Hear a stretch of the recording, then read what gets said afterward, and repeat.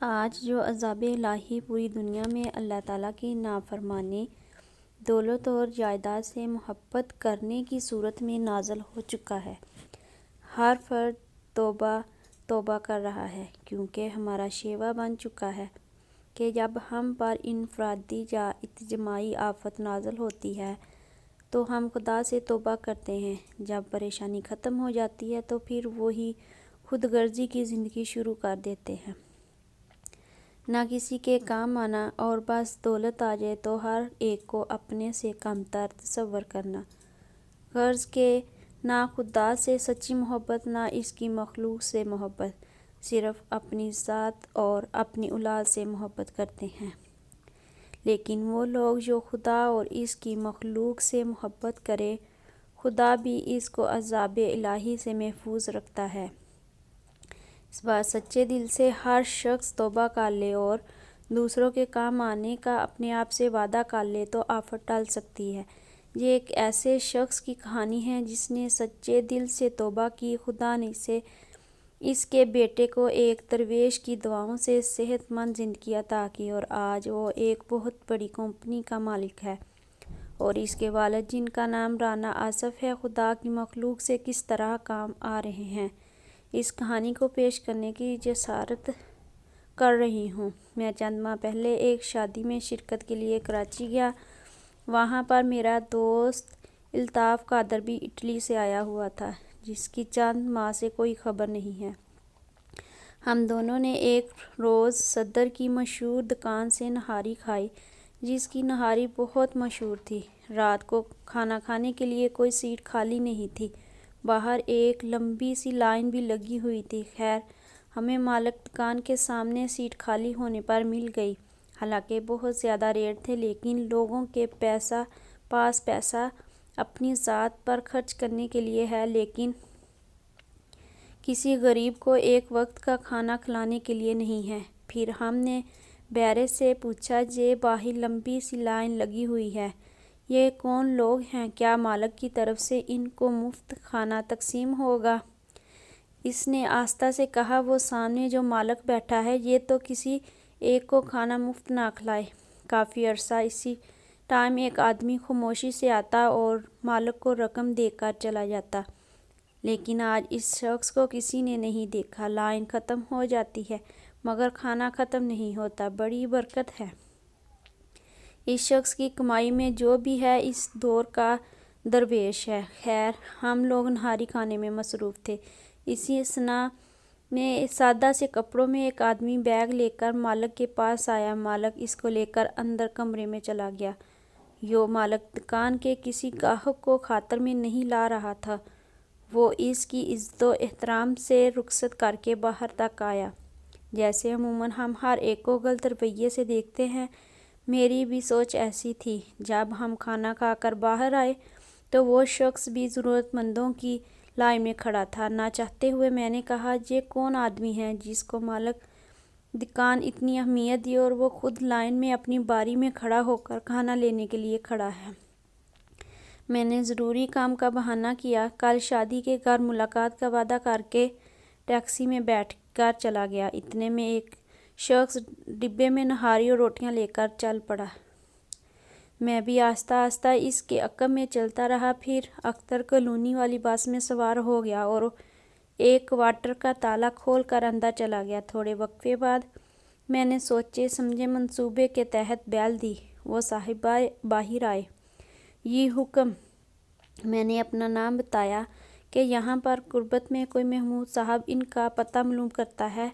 وہ مسکرائے بولے، آپ صدیقی ہو کر جھوٹ بولتے ہیں، آج تو میرا پیچھا صدر سے کر رہے ہیں۔ بہرکیف بولے، کسی قسم کی امداد درکار ہے تو مجھے ایک الماری کھول کر بولے، جس قدر ضرورت ہو رقم لے لے۔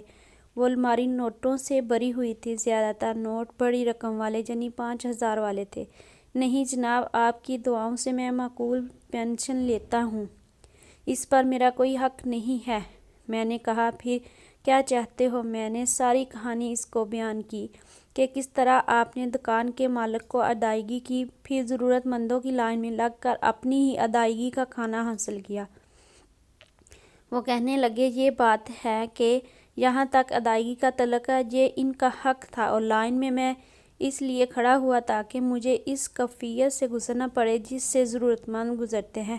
لیکن یہ تبدیلی آئی کیسے؟ میں نے پوچھا۔ ایک درویش فقیر نے میری زندگی بدل دی اور میرے بیٹے یاسر کو ان کی دعاؤں کے طفیل اللہ تعالیٰ نے نئی زندگی عطا فرمائی اور آج میرے کاروبار کی دیکھ بھال کر رہا ہے اور اس فقیر کی ہدایت کے مطابق خدا اور اس کی مخلوق تھوڑی سی بہت خدمت کر کے قبر کے عذاب سے محفوظ رہنے کی کوشش کر رہا ہوں۔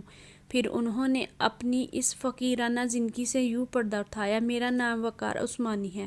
میرے والد مرحوم ایک بہت بڑی کمپنی کے مالک تھے۔ ان کی وفات کے بعد تمام کاروبار اکلوتی اولاد ہونے کی وجہ سے میں مالک بن گیا۔ میری بیوی بھی ایک اعلیٰ خاندان کی پڑھی لکھی اور دولت مند تھی، غرض کہ ہماری دولت ہمارے گھر کی لانڈری ہونے کی وجہ سے بہت مغرور اور خود غرض تھا۔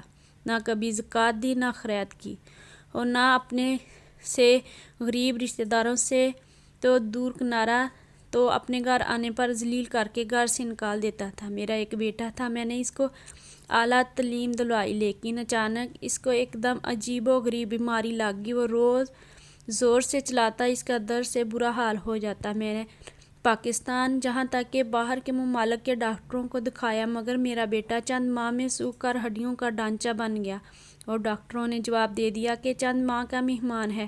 پھر مجھے خدا کی یاد آئی۔ خدا نے مجھے غرور کی سزا دی، بیٹے کی بیماری کی صورت میں دی۔ جب وہ پکڑتا ہے تو کوئی چھڑانے والا نہیں ہوتا۔ میں اور میری بیوی رو رو کر اپنے گناہوں کی معافی طلب کرتے۔ میں نے زکوٰۃ خیرات دینا شروع کر دی۔ ماہ رمضان میں میں نے اور بیوی نے پورے روزے رکھے اور اللہ تعالیٰ معافی کے ساتھ یہ دعا کرتے، یا اللہ ہمارے بیٹے کو کم سے کم عید تک زندہ رہنے دینا۔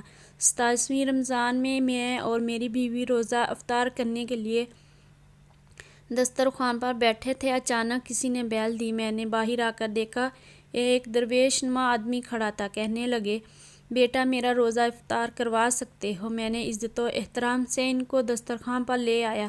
روزہ کھولنے کی میں دیر تھی، اچانک میرے بیٹے نے زور سے چلانا شروع کر دیا اور رونے لگا۔ ہمیں لگا شاید اس کا وقت قریب آ گیا۔ میں اور میری بیوی دیوانہ وار روتے ہوئے اس کے کمرے میں داخل ہوئے اور وہ درویش آدمی بولا، حوصلہ کرو، اللہ تعالیٰ پر بھروسہ رکھو، کچھ نہیں ہوگا، آپ لوگ باہر جائیں۔ ہم دونوں میاں بیوی روتے ہوئے باہر آ گئے۔ آوازیں آنی بند ہو چکی تھیں۔ تھوڑی دیر بعد مسجد سے اذان کی آواز آئی، اللہ اکبر، اللہ اکبر۔ ہم نے روزہ افطار کیا۔ پھر ہم دونوں حضرات قریبی مسجد میں نماز پڑھ کر واپس آئے تو میری بیوی، جو چند لمحے پہلے رو رو کر پاگل ہو رہی تھی، خوشی سے درویش کے پاؤں میں گر پڑی۔ عثمانی صاحب کی دعاؤں کے طفیل ہمارا بیٹا ٹھیک ہو گیا تھا۔ میں بھی ان کے پاؤں میں گر پڑا اور اپنے بیٹے کو دیوانہ وار پیار کرتے خوشی سے پاگل ہو رہا تھا۔ اچھا جناب، روزہ افطار کرانے کا بہت بہت شکریہ، اجازت چاہتا ہوں، میرا کام ختم ہو گیا۔ وہ جانے لگے تو میں نے نوٹوں سے بھرا ہوا بریف کیس لا کر ان کے قدموں میں رکھ دیا۔ یہ میری طرف سے آپ کو نذرانہ ہے۔ انہوں نے انکار کر دیا، کہا، یہ وہ چیز ہے جس نے تجھے غرور سے بھر دیا تھا۔ میں نے ہاتھ جوڑ کر معافی مانگی اور کہا، کوئی نصیحت تو کر دیں، خدا اور اس کی مخلوق سے محبت کرتے جاؤ، ان کاغذوں کے ٹکڑوں کو خدا کی راہ میں خرچ کرو۔ میں نے سارا کاروبار اپنے بیٹے یاسر کے حوالے کیا اور اس کوارٹر میں آ کر اپنی زندگی انسانیت کی خدمت کے لیے وقف کر دی۔ چینل کو سبسکرائب کریں، ویڈیو کو لائک اور شیئر کریں۔ ویڈیو دیکھنے کا شکریہ۔